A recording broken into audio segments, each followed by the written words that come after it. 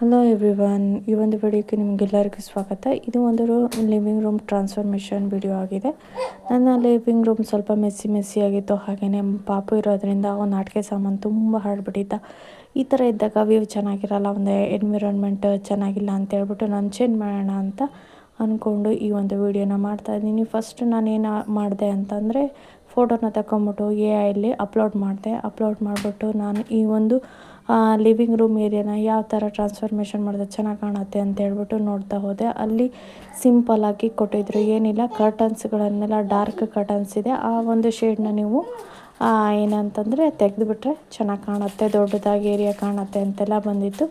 ನಾನು ಅದೇ ಪ್ರಕಾರ ನಾನೇನು ಮಾಡ್ತಾ ಹೋದೆ, ಕರ್ಟನ್ಸಿಗೆ ಗಮನ ಕೊಟ್ಕೊಂಡು ಹೋದೆ. ಈ ಒಂದು ಲಿವಿಂಗ್ ರೂಮ್ನಲ್ಲಿ ಎಲ್ಲದೂ ಡಾರ್ಕ್ ಶೇಡಲ್ಲೇ ಇರೋದ್ರಿಂದ ನಾನು ಕೂಡ ಕರ್ಟನ್ನ ಡಾರ್ಕ್ ಶೇಡಲ್ಲೇ ಹಾಕಿದ್ದೆ.